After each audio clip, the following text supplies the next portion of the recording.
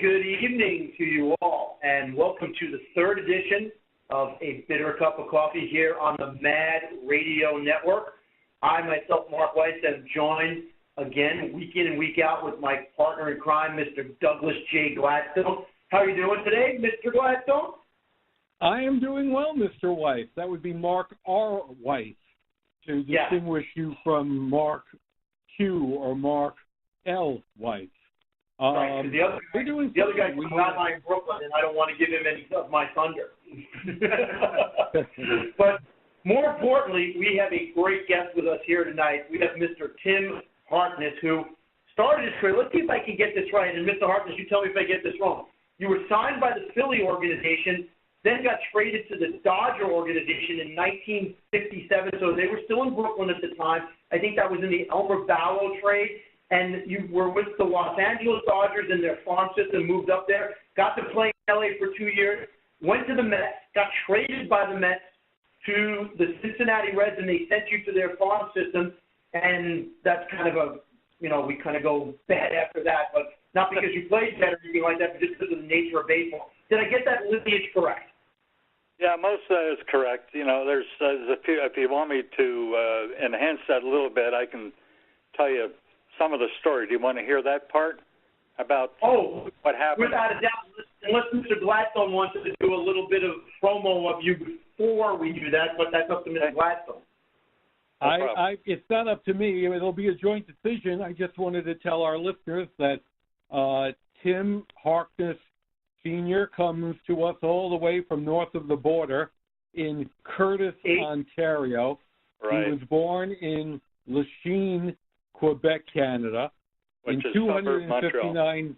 Yep. In 259 career games, he came up to the plate 562 times, collected 132 lifetime hits, including 14 homers, 18 doubles, and 4 triples. He scored 59 runs. He was credited with 61 runs batted in. He is 80 years young. His son and grandson followed him in his baseball spikes. Harkey Jr., as we come to call him, is an assistant baseball coach at Durham College in Oshawa, Ontario. He might be joining us later. And Tim, your grandson, was he drafted by anyone? Refresh my memory. Okay, he is. His name is Brody. He's a big guy. He acquired a scholarship from University of Evansville a couple of years ago, and a wonderful lefty. First of all, he made it up to. He was with Team Canada, where they played all over the world like the American kids do, and he did a wonderful job. He was very promising, and being left-handed, it was a bonus. He was going to be. He lacked a little velocity, but everything else was his location was fantastic. Anyway, he goes down there. He gets a real big scholarship, and he ended up their Friday Night Lights pitcher that first year. And but in his mind, he was not driven towards the game. He loved the game, but not really driven. He always wanted to be a paramedic, and that's where he is now. And he went back to this Durham College, close by to his home, and he gave up that scholarship at Evansville to, I'm only his grandfather. I was a little disappointed in what he did, but because he was so promising. But, he's a happy young guy, and, we have to live with it. Look, there are worse things than being, that's a very noble profession about being a first responder.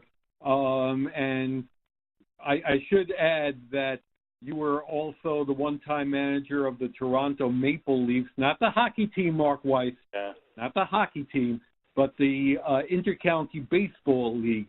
It was team. A very, very, it was a powerful semi-pro league, a lot of ex-pros, mostly ex-pros, and a sprinkling of ex-major leaguers.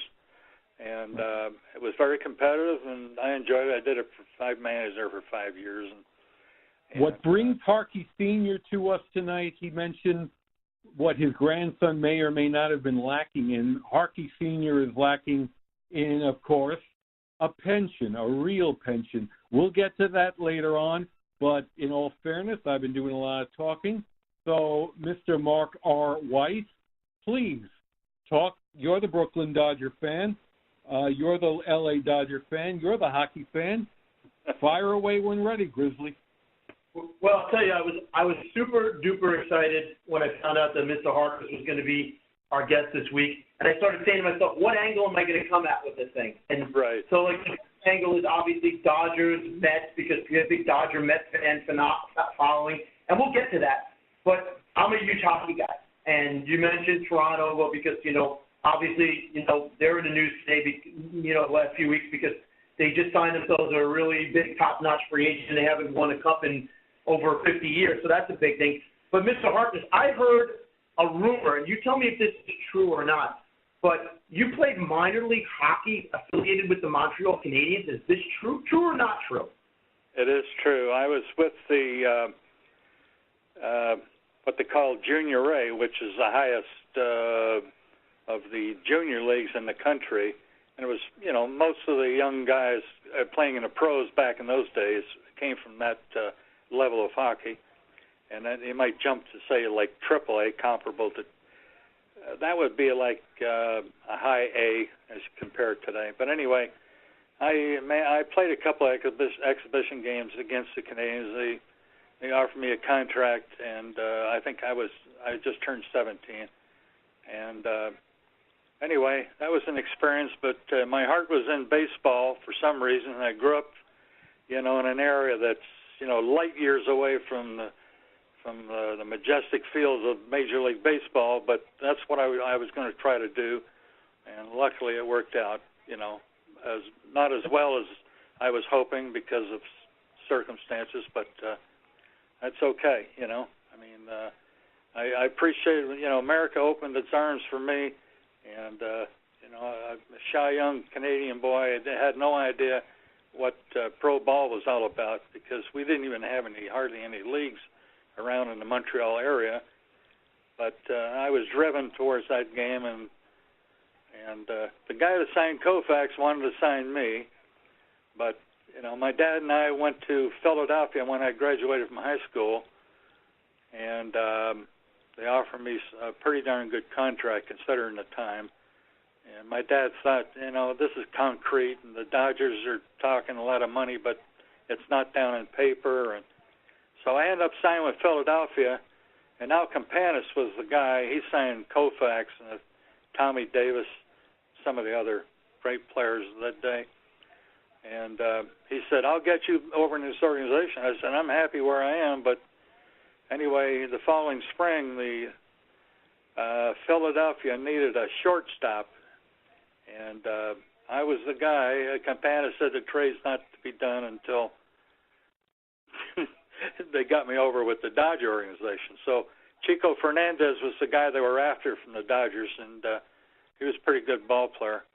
So that's how I ended up in the Dodger organization, which to me was, and I don't know if it still is, but I would assume it still is, with people like Tommy Lasorda around.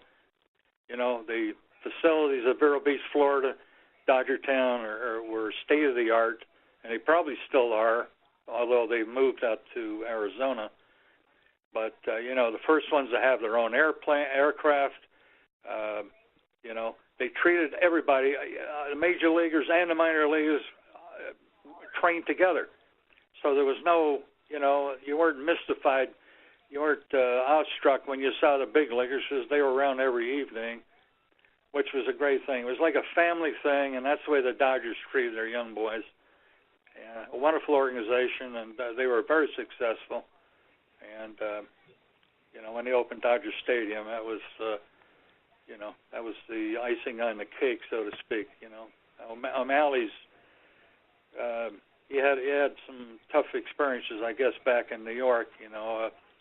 The powerful people who ran the city did not want to give him the ballpark that he wanted, and so he silently moved it to California, Southern California. And then the Giants went to San Francisco. That was the beginning of that.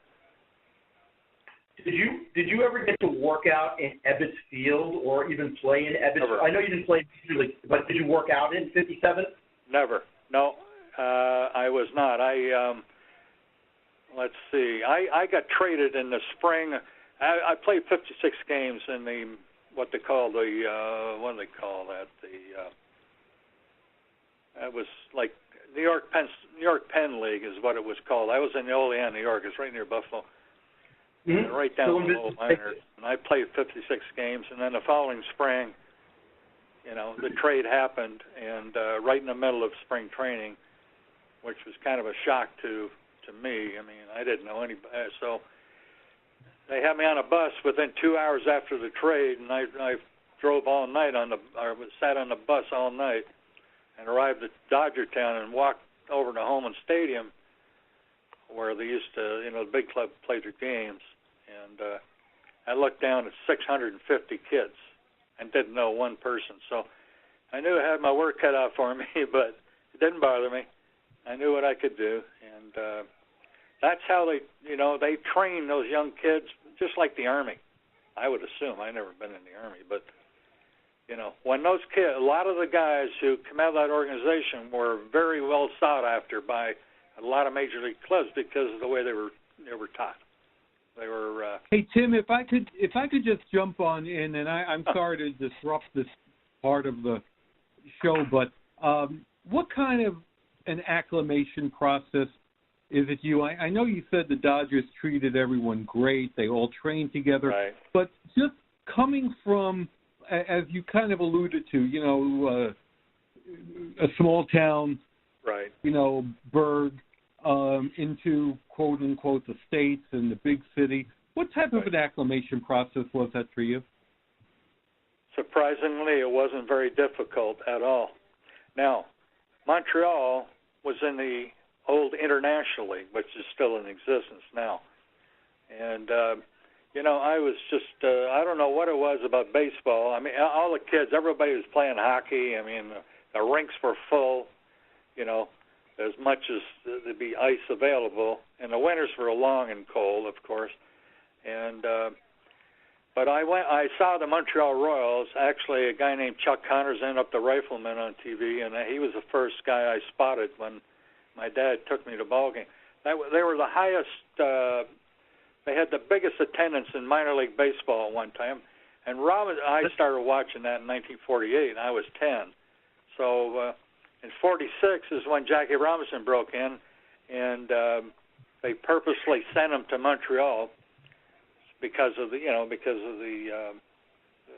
garbage going on with the races and all that stuff, and the guy running the Dodgers, his name escapes me right now, but he was the guy. He handpicked him. He said he wasn't the best black player available, but he was, he was very clever, very intelligent, very well-spoken guy, and a sensational player, as we all no doubt. It's actually pretty apropos that you brought up Jackie Robinson in Montreal, because today's actually Mrs. Robinson's 96th birthday. So let's wish her happy birthday, and then we can move on. Hey, happy birthday, Mrs. Robinson. I heard for several years after he was out of the game that she made trips to Montreal because she retained a lot of friends there who treated her very well, and it's just the way it was. And but when I saw the Montreal Royals, that's my first pro team. When I saw them live, and I had the Dodgers buried a lot of good players in Montreal, and St. Paul was their other AAA team.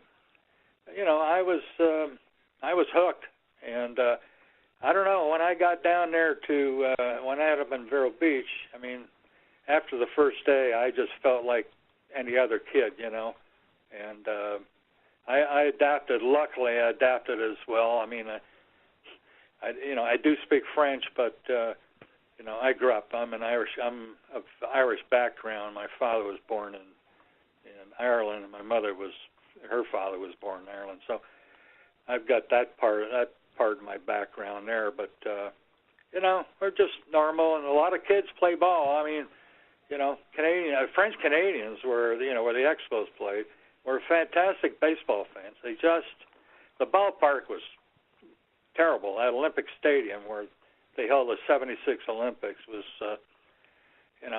a real bad place to watch.